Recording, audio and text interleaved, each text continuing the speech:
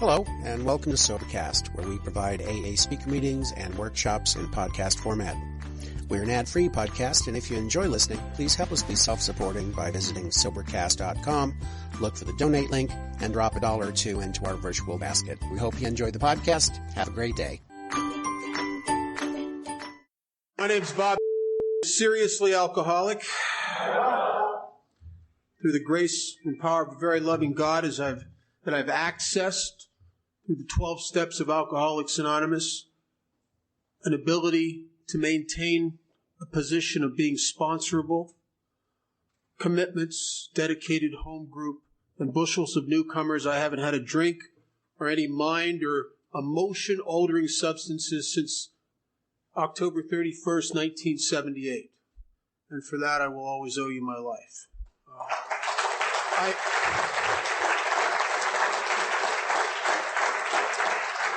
I am delighted to be here. I'm delighted to know that alcoholism kills people in Iceland just as much as it does in Las Vegas, as it does in London, as it does in Costa Rica, as it does in Japan, that all over this planet there are guys like me that will never get into these rooms, that will die of this disease.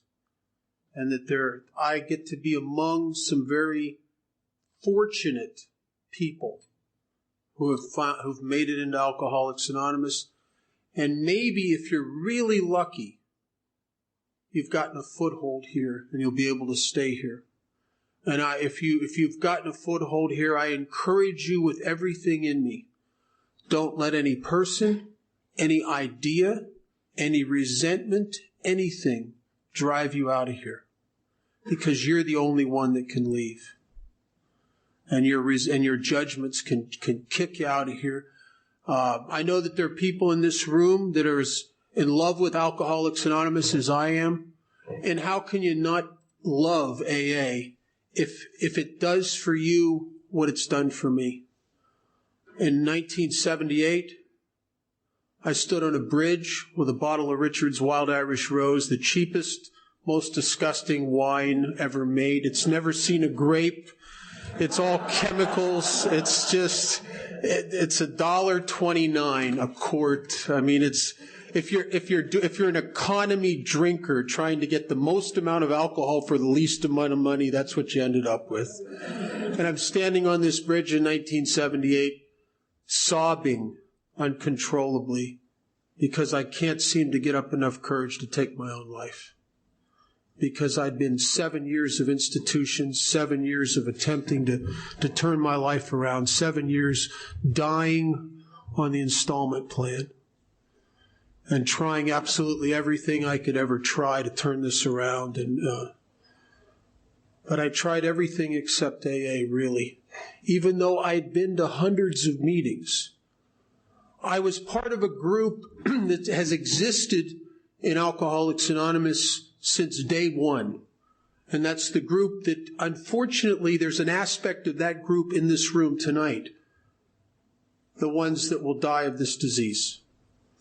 And the line of demarcation that separates the ones that recover from the ones that don't is talked about in the beginning of chapter 5. It's read in every meeting when it says, those who do not recover are people who cannot or will not completely give themselves to this simple program. And I went to hundreds of meetings in those 7.5 years, but I was part of that group. I couldn't buy the whole package here. I had too much judgment. I'm dying, and yet my ego, the more I'm dying physically, the stronger my ego is becoming. And I was the kind of guy that I could ruin everything in my life, and I could come into Alcoholics Anonymous and I could pick you all apart. And I couldn't do what you did, and I was unsponsorable because nobody tells the great I am what to do. Right? And little did I could not see me the way that you could see me. Because if I could see me the way that you could see me, what I would see is I would see a guy, a pathetic egomaniac, insisting to being at the wheel of his own ship regardless of at the wheel, he keeps running it into the rocks over and over and over. And I don't get it. It's because I'm in control. I get it. They're putting rocks in the wrong place. It's the damn tides. It's me, but I can't see that. And I fell into your hands one more time in 1978, and I was a broken man. And the thing that was broken was the only thing that had to be broken. It was that ego and that self-reliance. And thank God I think that the amazing recuperative powers of this alcoholic ego are amazing. I had a small window where I was so demoralized and so beaten up that I was willing to get a sponsor and actually do what he said. I got commitments in Alcoholics Anonymous. I started doing things that a guy like me would never, ever do. And I did them without judgment. I did them out of absolute hopelessness, and my life started to change. Now, what brings a guy like me to that point, a guy that's as judgmental and as egotistical and as wanting to be in control as I do, what brings a guy like me to that point? It wasn't treatment centers. I've been through some of the greatest treatment centers. I've listened to the doctors and the psychiatrists, not religion. I've been blessed and dunked and sprinkled and everything you could rededicated. I think I was baptized enough times to have watermarks. None of that. Not the love of my family. Not that I didn't love them. That wasn't enough. And what brought me to the table in 1978, the last time, what brought me to that bridge in Pittsburgh, Pennsylvania, trying to take my own life, is that I was in a trap I could not spring. I was stuck. I seemed to have an absolute inability, no matter what I tried, no matter what I drank, no matter what I smoked, no matter what pills I took, I could not get back to the magic that I once found in getting high. And out of that, I lived the last couple years of my drinking in a bleak state of desolation, where I would drink and I would feel sorry for myself. And I would drink and be full of self-pity. And I would drink and hole up somewhere and go on crying jags. And I would drink and break furniture. And I would drink and end up in the emergency room of hospitals because I put my hand through a window and I can't stop bleeding. I would drink and I wouldn't bathe. I would drink and walk around in clothes full of body excrement because I didn't care anymore. I drank at the end, not for a party. I drank just to blot it out. Just to blot it out. And the tragic thing about all of that was there was a time when alcohol was magic. And I'll get into that in a minute. But that in itself, the fact that my drinking was horrible, wouldn't be enough to bring me to the place where I'm willing to buy the whole package of AA. Because some people drink until it's horrible, and you know what they do? They quit drinking. Right? It doesn't take a rocket scientist to figure that out. Oh, it's drinking, you're horrible, quit drinking. The problem is I couldn't quit. I could quit for short periods of time. But something happens to me when I stop drinking that is insane as the things, and maybe more insane than the things that happen to me when I do drink. And what happens is I enter into a state of abstinence, and if you're not medicating me or giving me anything, I'm just raw, natural. It's not good. And I'm restless, I'm irritable, I'm discontent, I suffer from low-level depressions, I suffer from a loneliness that a man in my country is not supposed to even admit that he would feel, because men are supposed to be above those feelings. I suffer from fears and petty, childish anxieties that men are not supposed to suffer from. And I don't fit anywhere, and I don't drink day in and day out, and week in and week out, and month in and month out, and I just get it up to here with being sober. And I am not stupid. I understand that when I pick up a drink, I will burn my life to the ground, and yet I can't stop picking up a drink eventually. And of an alcoholic of my type, if you're the alcoholic that is in this book, the question with untreated alcoholism, the question without a sponsor, without God's grace, without the 12 steps, without people you're sponsoring, without the whole package, as it says in chapter 5, completely give myself to this simple program. The question for people like that who don't completely give themselves to the simple program is not if you're going to drink again. The question is when. It is an absolute inevitability. Now, it may take 6 weeks or it may take 6 years, but it's an inevitability. Because to have alcoholism of my type and to quit drinking is to create an itch in the middle of my being that I am compelled to eventually scratch. And I'll try to scratch it a lot of different ways before I actually pick up the drink. I'll try to scratch it with sex for a while. I'll try to scratch it with money. I'll try to scratch it with material things for a while. I'll try to scratch it with being right and getting you to see how right I am. I'll try to scratch it by being a hard worker and being I'll be the workaholic, best worker there. I'll work myself into a state of an illusion of validation. I'll try to scratch that itch with everything I can scratch it, because Dr. Silkworth says that when I quit drinking, I'm restless, irritable, and discontent unless I can again experience the sense of ease and comfort. So I become an ease and comfort junkie. And I look for ease and comfort everywhere I can. And then what happens to me is, after a period of time, whatever I've acquired and brought into my life that's supposed to pump me up, make me comfortable enough to be sober, what happens is the shine of it eventually wears off. And that's why people like us, we cannot stay sober through acquisition. This malady of my spirit that occurs when I stop drinking, this sick, disconnected feeling, is never treated by addition. It's always treated by subtraction. Spiritual growth never comes by addition. It comes by subtraction. And that's why if you come to Alcoholics Anonymous and you remain a taker, I mean, all you're going to get here is alcoholism, because that's all we got.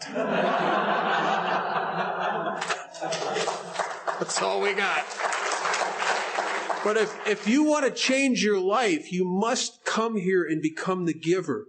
And this does not equate with alcoholic mental mathematics, that you give stuff away and your life gets better. It doesn't. I know it doesn't make sense. If you're new, especially if you're new, looking at the amends step and you're thinking, paying all this money back is going to make my life better? I mean, it doesn't make any sense. I'm telling you, the things that listen to this.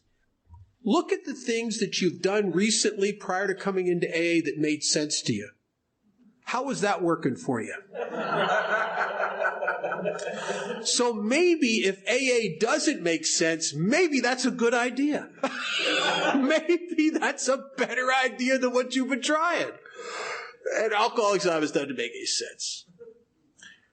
So I'm on this bridge because of two things. I can't jumpstart the party. I finally get it that no matter what I do, I cannot control and enjoy my drinking. I can't get back to the fun days. I can't get away with it. It's horrible, and I can't live without it. because abstinence feels like I'm doing time. And I can endure it for a while. See, I get like a mule in a hailstorm. I just hunker down and take it. But eventually, I get to that point where I just had enough. And I just, you know when that gets on you? The thoughts and the obsessive thoughts and yearning for the effect of alcohol. And I don't crave, and I'm not obsessed with actual beverage as much as the effect I'd once found in drinking. What I yearn for against this dead spirit that I have sober, what I really yearn for is that time in my life when I had the magic. That time in my life when I could have 3 or 4 drinks and it would just light me up. Where I could have 3 or 4 drinks and come out and play. Where I could have 3 or 4 drinks and I could be funny. I mean, I was funny. I'm not really funny, but I was funny when I was drunk. I could dance, and I really can't dance. I could be philosophical and deep. Remember 3 o'clock in the morning cracking the secrets of the universe? I'd say things that would blow my mind. I'd just go, oh, that was great. I could talk to women when I was drunk. In the early days, not at the end. In the early days when the magic worked, I remember God had, like when I was 18 years old, 19 years old, going to dances, getting lit up, drunk, parties. I'd start talking to some girl. And do you ever have the experience of almost stepping back from yourself and I'm watching myself say things to this girl that are just incredible? I'm thinking, oh, this is going to work. Oh, yeah. And it's, where's this coming from? This is great. This is brilliant. Oh, this is amazing. I'm going to get laid. This is good. This is, and it's almost as if alcohol awoke something in my spirit and got me in touch with some sort of flow of power in this universe that did for me what I could not do for myself. It was amazing. And I'll tell you something, this will sound to some of you like AA heresy, but this is the honest truth. If I could get that effect and that magic from alcohol, I'd have never quit drinking. Matter of fact, I have a really good life today in sobriety. If God were to come in here today and say, Bob, I'll give you 3 more years like it was when you were 17, you may see a breeze as I hit the door. Now, I hope that wouldn't happen, but I don't know. Because when that magic worked, man, it was awesome. It was incredible. I mean, if it wasn't for alcohol, I'd be celibate to this day. I could have never gotten in a relationship with a woman. I was too afraid. I was too inadequate. I was too scared. I remember in junior high school, we used to have dances, right? Young teenagers, barely adolescents. And I remember going to this dance. And I went there because there's a girl in my class that I have a crush on. And so I kind of have a mission. I'm there to want to dance with this girl. And I'd taken some guys that showed me some dance steps and etc. And I go to this dance and I'm standing up against the wall of this gymnasium, like just terrified. And I'm watching them dance. And I'm trying to psych myself up to get enough courage to go ask this girl to dance. And I remember thinking, I'm sitting there, okay. Ask her. Not this song, next song. Next song, come along, and I go, no, next song. I did that for a half hour. Finally, screwed up enough courage, walked across, asked her to dance, and she said no. And I got to walk back across that 7-mile gymnasium, and everybody's looking at me. I can feel them looking at me. And I can feel them thinking about me. Do you ever know when people are thinking about you? It seems like all of a sudden the whole world stops and everybody's thinking about me, And I walked back over to my wall and I stood there for about 10 minutes and I'm spinning in my head. Every time somebody looks my direction, it's like, oh, I finally bolted out of there. Couldn't take it. I'll tell you something. I'd have never, ever done that again. I'd have never risked that again. Except later on that year, I was at another dance under the power of 151 rum and Coca-Cola. And I must admit I was smooth. And I had a savoir-faire about me and a confidence, and everything just flowed. It was just like I was in the groove again. And women, I was asking girls to dance and they were saying yes. And if one said no, oh boy, is she missing it. Now that's power. That is power. That's getting immersed in something that does for you what you can't do for yourself. And the naysayers and everybody would say, oh, that's just an illusion. I tell you, it was better than what I had sober. Because I'd sober up and I'd go back to being me again. And I never liked that much, really. But at the end of my drinking, I can't get that back. I can't, no matter what I do, I can't get it. And I can't stop remembering it. I remembered the glory days. I yearned for those days. I wanted them with everything in me. But once alcohol stops doing something for you and only does something to you, there's never been a recorded case of an alcoholic of my type that's ever being able to get back on the other side of that fence. And most of us, millions of us, have lost our lives dying, and we've died of this disease, chasing the illusion that I can get back to the other side of that fence, that I can get back to those glory days. And it's pathetic, and I never could. So I'm 1978, I'm standing on a bridge, and I'm trying to take my own life. The book says it best in A Vision for You. It says we get to a place where we can't imagine life with it, and we can't imagine life without it either. And I was at that place. And I can't imagine life with it because it's bad now. And I don't drink. When I drink, I've never in my life been able to just drink for a while and then shut it down when you should. When I start drinking, I can't get enough. I've always been that way. I've never once in all my drinking, because of this phenomenon of craving, because of this allergic reaction I have to alcohol, once the buzz hits me, what that does in the craving for more of that feeling, I have never once in my life been sitting in a bar or a party, drinking for an hour, have the bartender come over and say, Bob, would you like another drink? I've never once sat there and honestly thought to myself inside, no, this is just right. Not once. Matter of fact, if you're sitting here and you're not sure if you're an alcoholic, there's a test in the big book. And the test it's in the beginning of chapter 3. It says if you're not sure if you're an alcoholic, go over to the nearest bar, try some controlled drinking. The book says try to drink and then stop abruptly. Well, it's not a good test. Really. And I wouldn't want to recommend it. Somebody might die. I'll tell you something. I've seen evidence in my own life and the life of other people who've drank again that often the phenomenon of craving is so strong within you and you don't even know it until you start again. And it just takes you over.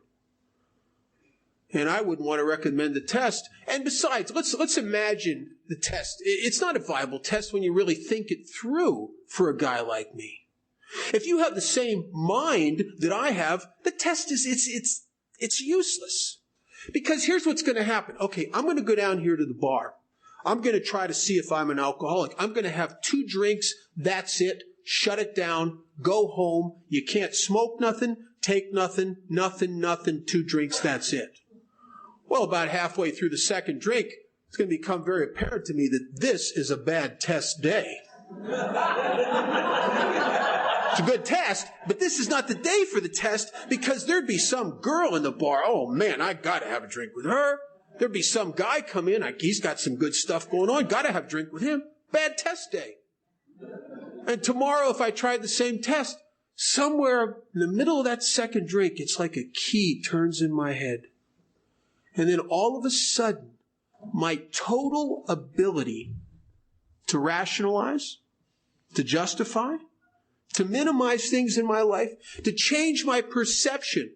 Well, my mind will do anything necessary to make it seem perfectly reasonable to have another drink to satisfy a craving that's driving me that I don't even know is driving me.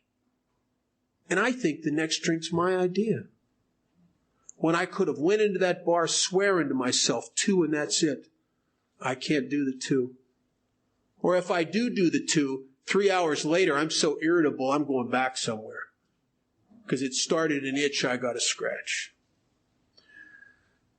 And I can't live without it, so I'm stuck. And I'm trying to take my own life. And in a vision for you, it says we get to a place we can't imagine life with it anymore because I keep burning my life to the ground. And I'm missing, I'm shooting past. If there's a fun part in there, I shoot by it so quickly I don't even see it. I just go from phenomenon of craving, it seems like, to pathetic. I mean, I used to get 2 hours of fun before I got pathetic. I mean, I don't even get the 2 hours of fun anymore. I just go right to pathetic. Right? And I can't imagine life with it, and I can't imagine life without it either. Because abstinence is not good for me.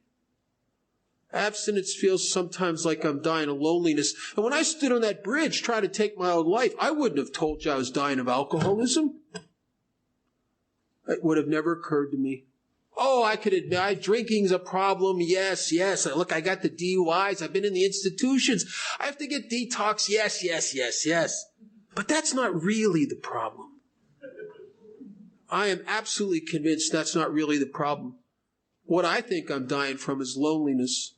And an absolute something, I suspect something is wrong with me. Maybe emotionally, maybe physically, maybe mentally, but there's something wrong with me that I can't connect with people sober the way they connect with. I don't fit in AA.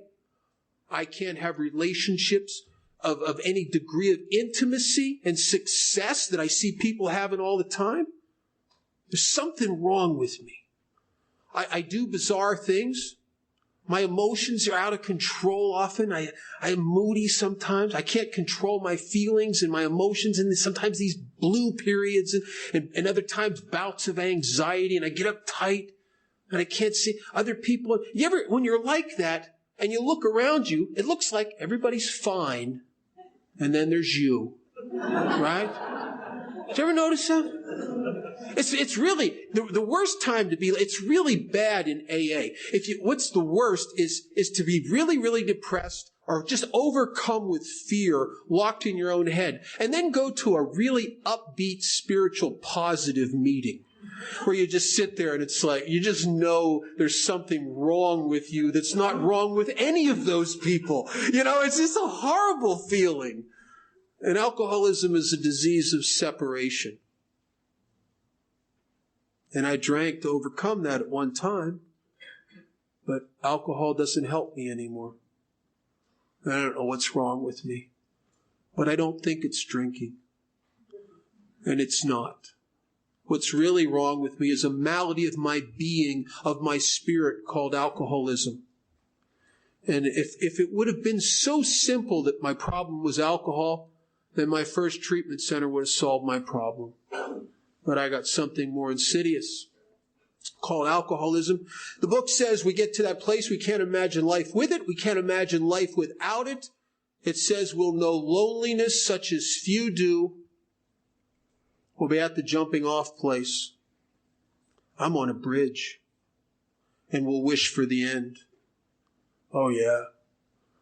Do you know that in the Jelinek chart of the progression of the disease of alcoholism, it is only in the last stages of alcoholism, when you're just about dead, you're at a point where you either better pretty quick recover or you're going to die, that alcoholics of my type start wishing we were dead, or at least wishing we had the courage to kill ourselves, or even thinking. If you're sitting here and you've had thoughts and you've come 2 mornings and you wished you were dead, or you've had those kind of thoughts and feelings, let me tell you, you may delude yourself into thinking that you're not that bad yet. Clinically, That's the last stages of alcoholism. The last stages. And I was in those last stages. I was at the jumping off place. I wished for the end, and I didn't know what was wrong with me. And this is the state that I was in 1978 when I came to you the last time. And this is really the state that it took me to break my self-reliance so I would stop being at the helm of my own ship and I could come into Alcoholics Anonymous and buy your whole package. You know, I don't know about you guys, but I go out and get drunk and go on a run, and alcohol may take everything away from me. I'll end up back in AA, and the first thing I get back is my goddamn opinion. You know, that's just the kind of guy I am. I can be 3 weeks sober, and all of a sudden I'm in charge again, you know, in my head, right? I know what's right. I know what I need to do. I know.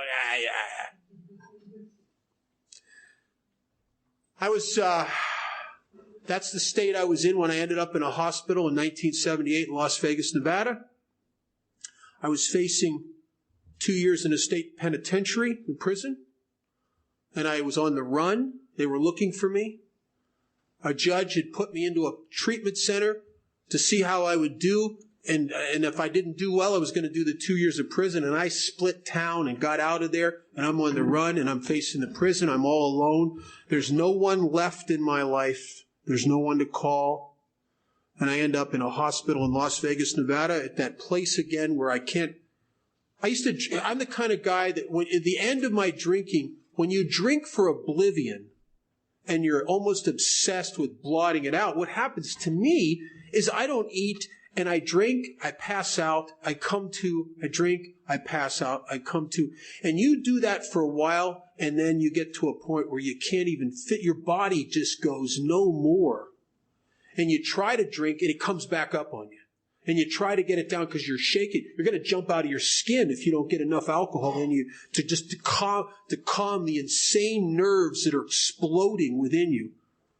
And I had to go into a hospital because I was in danger of seizures. And in this hospital, something had happened to me. And I didn't understand it until I met a guy named Chuck Chamberlain, and Chuck talked about being surrendered by the bottle, and that's exactly what had happened to me. I'm in this hospital, and I had this little window where enough of me had been beaten out of me to finally hear you. And for the first time in attending meetings in 7.5 years, the first time, I didn't run the little dialogue in my head, the critique over what you were sharing. I just sat there like a child and let your experience wash over me. And I remember sitting there and I found myself nodding my head and thinking secretly to myself, my God, I'm like these people. And that's not good news. I don't want to be like you. But I am, and I'm watching you. And some of you came into this hospital a couple times a week and brought meetings in there and took guys out to meetings. And I'm watching you, and I started to get that you were like me, but yet you're not anymore. And something has happened to you because you are something that you didn't used to be able to be, but you are now, and I can't get there. And you got there. And what you are is you're happy and sober at the same time. I can't imagine that. I don't get that. To me, AA has good news and bad news. The good news is that maybe if I went to thousands of those stupid meetings, I'd stay sober the rest of my life. The bad news, I'm going to live a long goddamn time. I mean, I can't imagine life without it. But now I'm in a place where I can't imagine with it or without it. And I got a sponsor, which is not only did I get a sponsor, I was willing to do anything he said. And he said a lot of things that didn't make sense, but I just did them. And I didn't know that I'd been surrendered. A friend of mine talks about surrender, and he says that if you ever watch the old war movies, when in wars, when soldiers surrender, what they do is they put down everything that they have with them that they can defend themselves with. Their guns, their knives, their hand grenades. They lay it all down, walk away from it, and they sit down on the side of the road and they will sit there and wait for somebody to tell them what to do. And that's exactly where I was at in 1978. I put down all my judgment, all my defense mechanisms. I had that window where my ego was beaten out of me enough that you could tell me what to do, and I would do it. I would do it like a surrendered soldier that they say, go over here and stand there. I just go over there and stand there. They'd say, go to this meeting. Get there a half hour early. I just went to the meeting and got there a half hour early. They said, get down on your knees and pray. I said, okay, but I don't believe in God. They said, we don't care. Do it anyway. I just did it. They told me to stand and greet people and stick my hand out. They told me, look for the new people. Look for the guys. They say, you got 4 weeks now. Look for the guys that got 1 week that look scareder than you feel. Try to make them feel welcome. This guy says to me, he says, you may be the only person in the room that the experience of the awkwardness and the difficulty of getting sober is fresh enough within you that you can actually let this guy that's new know that he's not alone, that there really is someone there that knows exactly how he feels. And I started doing that, and I started taking some other actions in my life, and my life started to change. And I started having these experiences. I was about a couple months sober, and I realized that I was becoming happy sober, and I didn't understand it.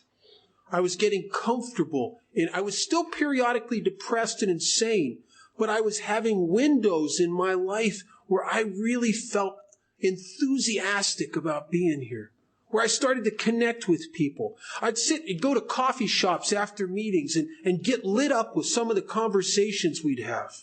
I'd started feeling a part of. And, when you come off the streets and you're a homeless guy, really, Alcoholics Anonymous gave me everything.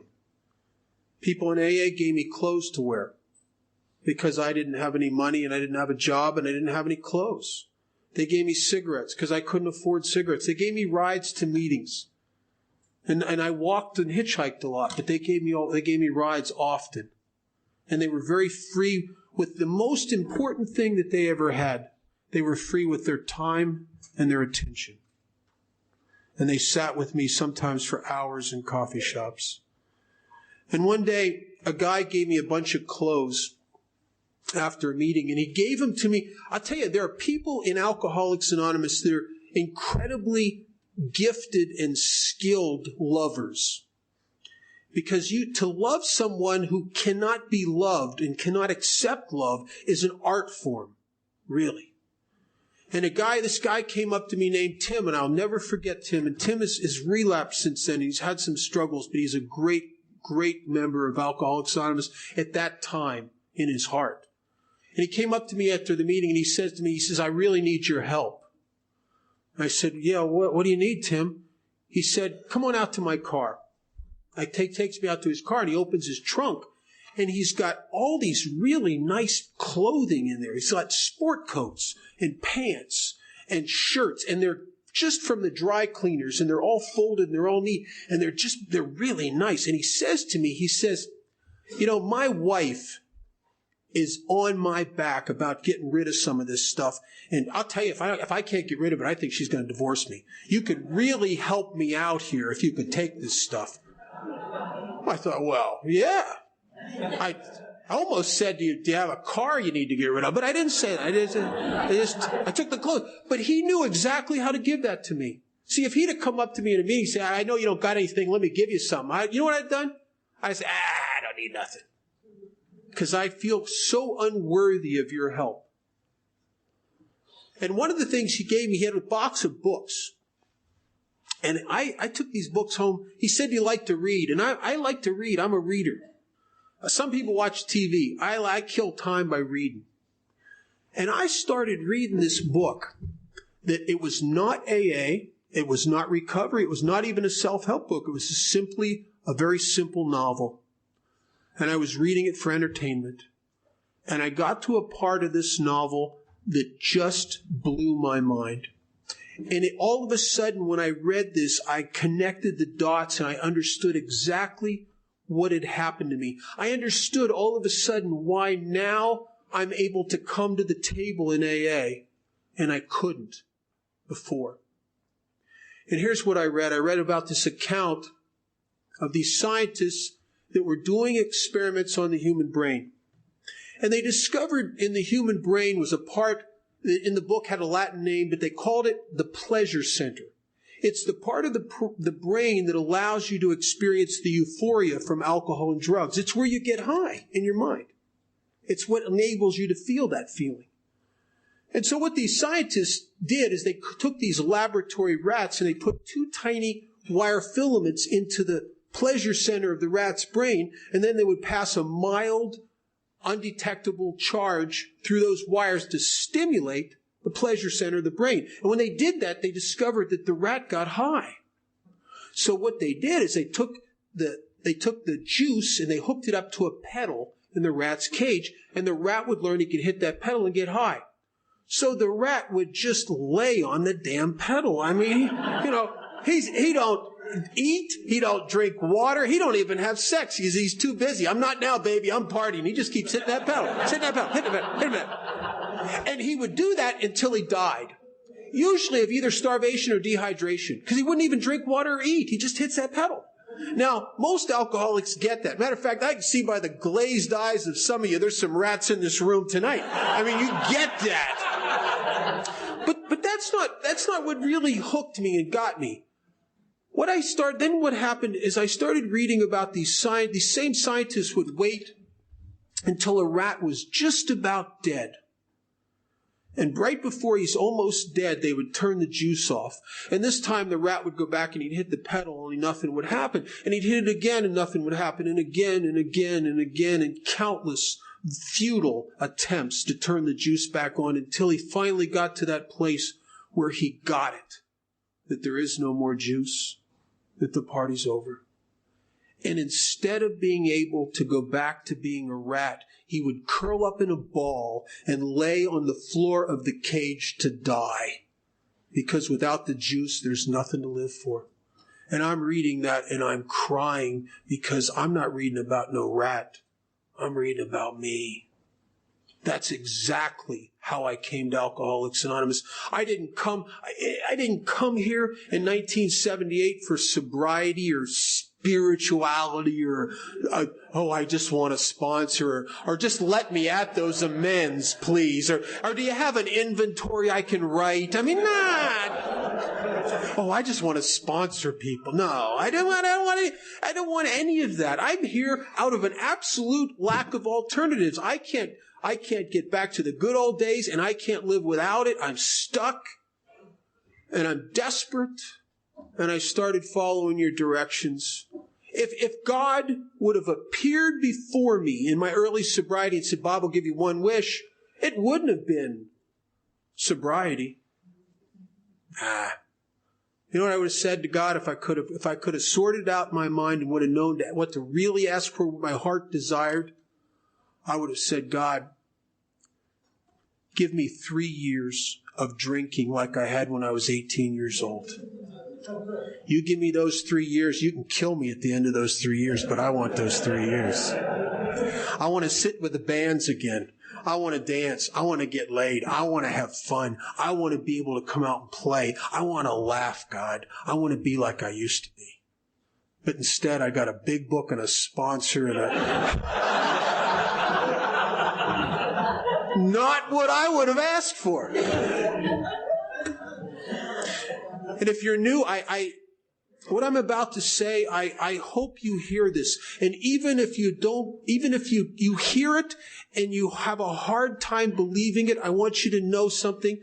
I'm not a salesman for Alcoholics Anonymous. What I'm about to tell you is absolutely my honest experience. I believe that Alcoholics Anonymous, the process in these 12 steps, when put into action by an alcoholic who's desperate, that everything we do in here, having a sponsor, helping others, service commitments, everything, is to one end and one end only. And it's not to get you to quit drinking. Want to quit drinking? Punch a cop. You'll quit drinking. What Alcoholics Anonymous is designed to do is to turn the juice back on. It's designed to create a transformation and a rearrangement very slowly within me until someday what happens, and it happens for every one of us, and it's usually somewhere after we've been through the 12 steps, we've survived the first couple hurdles as our ego has come back and tried to run the universe again and starts judging everybody. It usually happens when we've settled in here and we're sponsoring guys and we love them and we're watching guys get their kids back that could never see their kids. We're watching guys buy their first home that were homeless 3 or 4 years before. We're watching the hand of a loving God in not only in our own lives, but in the lives of others. And what happens is that I start to realize that I am alive today and vital in a way inside myself in relationship to this world that only ever happened for me. And I only ever felt like this on small little occasions with just the right amount of vodka and just the right amount of drugs when I had the balance just right. That what I've really duplicated in Alcoholics Anonymous slowly is I've recreated the experience that I drank for. Except that this is substantial. And I'd never have gone to jail for helping too many people in AA. But I've gone to jail for seeking that other solution well beyond the point where it worked. There's tough times in Alcoholics Anonymous. There's tough times in life. Bill Wilson, in his story, Bill was prophetic. At times, I think in every generation, sometimes there's one person born into every generation that has been given something. And sometimes they're very flawed people. Sometimes they're really warped people, but they got something. And it's almost like inside them is a portal to something greater than themselves, and they're inspired people. And those inspired people can make leaps and come to conclusions and see things that other people can't see. And Bill Wilson was one of those people. When Bill Wilson is just a couple years sober, in his story, he wrote about something that hadn't even occurred to him yet. And yet it was going to be something that was going to be true for him years later, and also true for every one of us that stayed in these rooms long enough.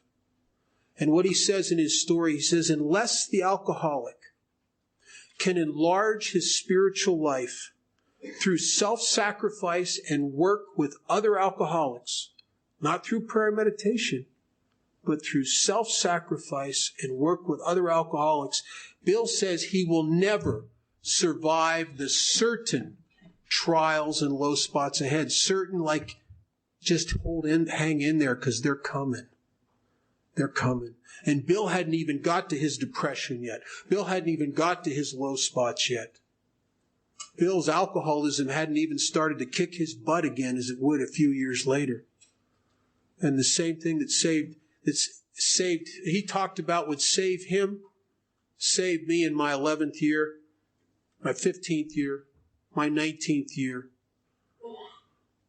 I want to tell you, I'm going to take a couple minutes and talk about something I haven't talked about in a long time. And I don't know why I'm talking about this, except that I have a sense that there's somebody in this room that for some reason I won't understand needs me to talk about this. When I was 11 years sober, I was married to a gal that I probably would have stayed married to the rest of my life. And I had just had a baby who was a little daughter named Katie, who's a little over a year old at the time. And I was there at the birth, and she took my heart. And I've never had another human being get inside my heart like my daughter did. And I became frightened after she was born, and I started working harder, and And I was trying to build a sense of security for her and her future and my wife. And in the process of that, and also my fervent commitment to Alcoholics Anonymous, because I've never gone to less than 8 meetings a week. I've never not had H&I commitments. I get it. You relapsed for 7.5 years. You get it that you can't there's no backing away from this. My life's on the line here. So in the process of all of that and building a business and all of that, my wife and I started to get a little estranged. Not fighting, no battles, just a little bit of distance going on. But I tell you, one of my defects of character is that my self-centeredness often takes the form of I just get so wrapped up in my stuff, I don't pay attention. I don't get it that there's a problem. Because I'm so wrapped up in my business and my stuff I'm doing, my AA stuff, that I don't see that there's a problem in this marriage. Until one day my wife comes to me and she says, I want a divorce. Okay, I'm not a rocket scientist, but I get there's a problem. All right, there's a problem. So I said, well, it took me by breath. I said, what do you mean you want a divorce? She said, I'm just not happy here. So I said, well, let's try some counseling or something. She agreed to go to some counseling, and we started some marriage counseling. And the therapist is saying, well, why don't you try this and cut down on your meetings? So I try that. Nothing seemed to change. Why don't you try doing this once a week together? I did that. Nothing changed. We could not overcome this separation. It wasn't a hostile separation. It was just an abyss between us emotionally.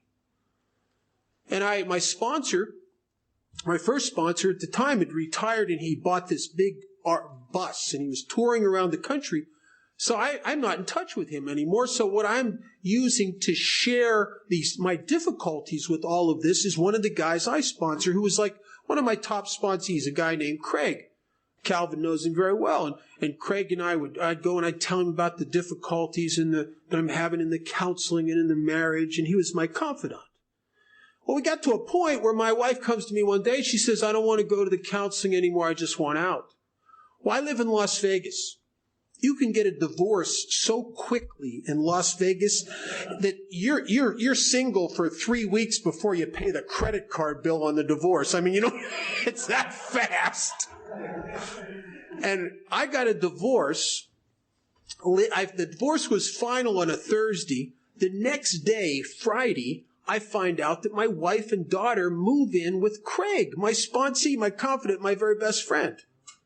And all of a sudden, I discover that they had been sleeping together for the last year of my marriage, since right after my daughter was born. Now, you've been telling me in Alcoholics Anonymous for this time by over 10 years that there's no such thing as a justifiable resentment. Well, I got one now.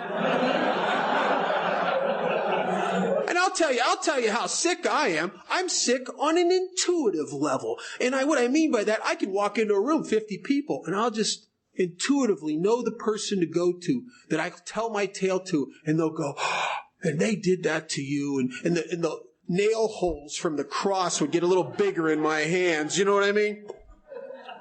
And I started getting really sick. But thank God, in my 5th year of sobriety, my alcoholism overcame me, and I went back through the steps in this book. Thank God I had learned how to do the 4th step and what it talks about on page 66 and 67. And also thank God that I had never stopped doing 12-step work and sponsoring people and having commitments in H&I. Because I want you to know something. If I hadn't been doing or had done all of those things, I would be a dead man. I would have died in that period of my life. It would have ate my lunch. Because I had a resentment that was an obsession. And I couldn't get it off of me. And I'd go to meetings and people, I'd just be crazy. It was the first thing I would think about when I opened my eyes in the morning. It was the last thing I thought about before I went to sleep at night. And it would just it was like a tapeworm eating my heart all day long. And it was making me sicker. And I knew that the answer was in the 4th step. The freedom was the dismantling of my judgment against them and seeing the truth. I knew that there was a truth in there that I was not looking at. But there was a period of time where it was on me and I couldn't look. And what got me through that period of time was 12-step work.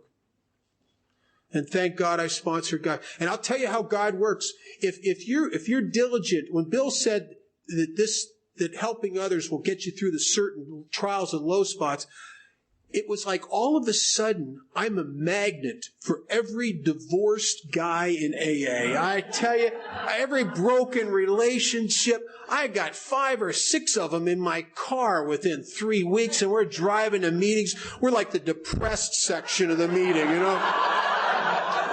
We'd go to these discussion meetings. I'd say I remember this like it was yesterday. We went into this discussion meeting. We're all mopes, you know, all feeling sorry for ourselves. We're all sitting over, and I heard the secretary of the meeting tell the chairman, "Don't call on those guys. They're going to get..." But those guys got me through it. And until I could come back and do this process. There was a day when I went to get my daughter, and I had to go over to their house where they're living together and pick her up. And we went in the car, and I went to a friend of mine who had a ranch so she could ride some ponies. And she had a good time, and we're sitting on this picnic table in the barnyard outside the corral, and I went over, she wanted something to drink, and there was a soda machine next to the corral, and I went over to get her a soda can, and I'm coming back, and the woman who's with the horses says to my daughter, Katie, she says, Katie's only not quite 2 years old, about 2, and she says to Katie, here comes your dad. And Katie says, that's not my dad. My dad is Craig. And it felt like somebody had put a knife in my heart and twisted it. And I went and I smiled and I gave her a hug and I pushed that pain down inside of me. And I went to take her home that night. And I remember this like it was yesterday. I remember driving up to her house and walking her up, holding her hand and walking her up to the front door. And the door opened and my ex-wife and him are standing there, and she jumps into his arms. And I remember saying goodbye and walking down that walk and getting into my car and sitting there for a minute, and I'm saying, God, I can't do this anymore. God, you have mistaken me for someone a lot stronger than this. I love my daughter, but I can't take this anymore. And I didn't want to stop seeing her, but it was so painful. And I had to go meet a new guy who was only sober a couple months, and I drove over, and he gets in the car, and he starts crying. And he starts telling me how the courts had denied him visitation of his kids one more time. And I sat there and I thought, I get it. I get it. And I was able to keep showing up and going back into that household and picking up my daughter and loving her. And until I was finally able to do what it talks about on page 66 and 67 of the big book, where the real freedom comes. And it's said in there to do something that egomaniac people like myself who really enjoy the feeling of superiority through the judgment don't like to do.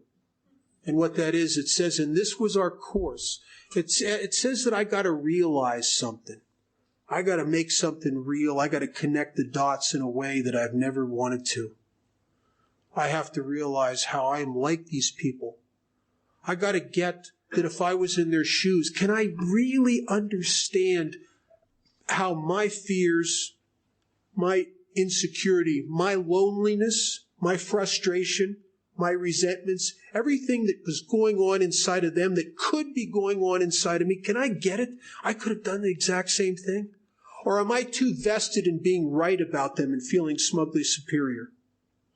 Or can I get honest enough with myself to see how under the right set of circumstances I could have done it? Can I understand? Can I look at it, as the book says, are we prepared to look at it from an entirely different angle? Can I look at it now through their eyes? What if I were to look at it through my ex-wife's eyes, what would I have seen? Well, I'll tell you what I would have seen. I would have seen a gal who wasn't vested in AA like the husband she married, who built her whole life around this relationship and this marriage.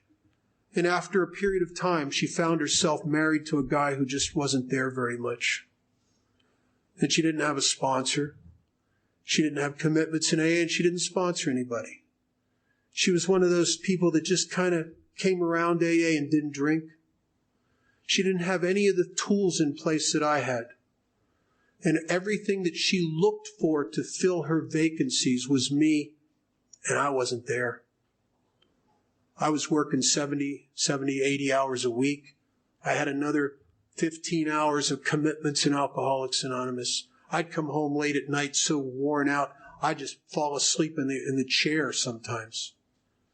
And I started to get a sense of her desolation and loneliness. And when I really got it, and I could really emotionally stand in her shoes, you know what I thought? I thought, oh my God, I would have done the same thing.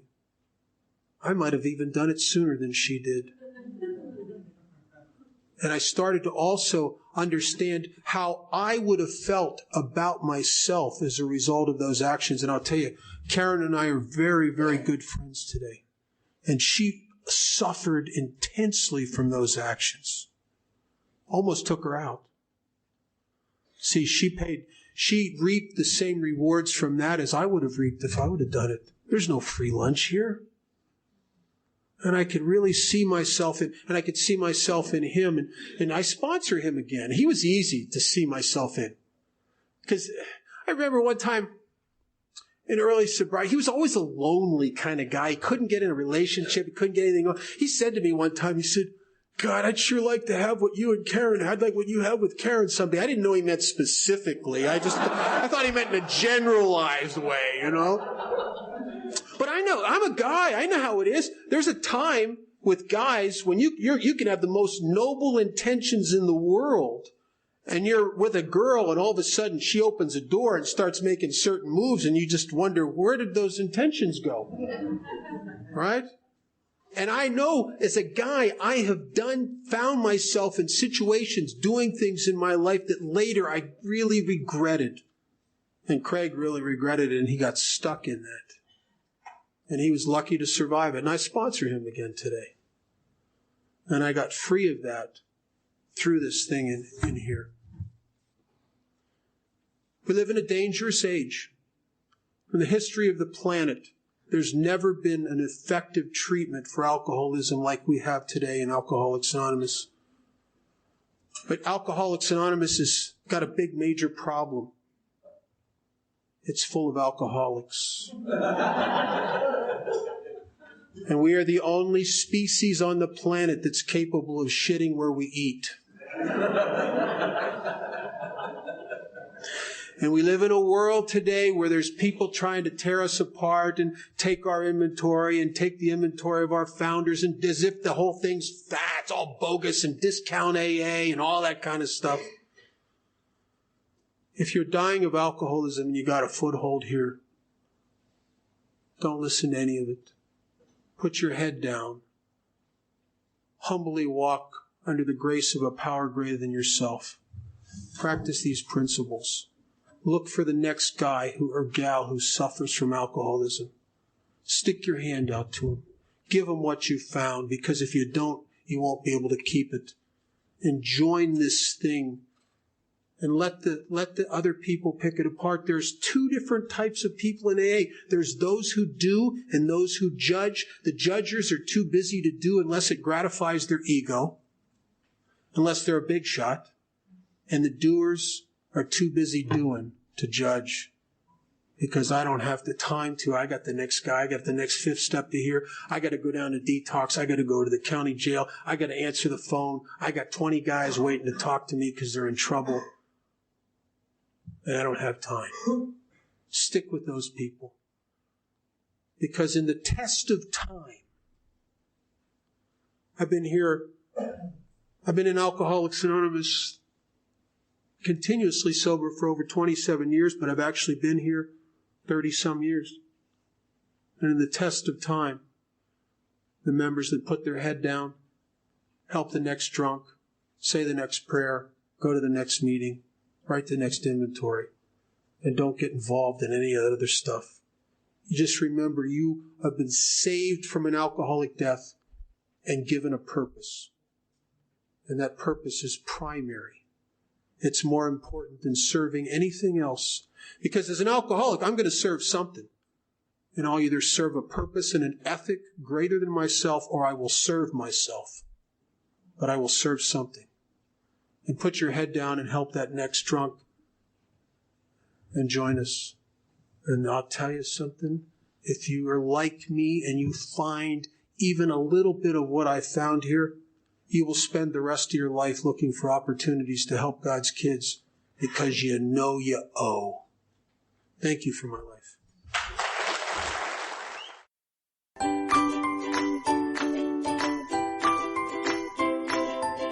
Thanks for listening. I hope you enjoyed the podcast. Sobercast is ad-free, and we'd like your help in order to keep it that way. So if you'd like to help us be self-supporting by pledging $1 or $2 a month, visit Sobercast.com and look for the donate links. Thank you very much.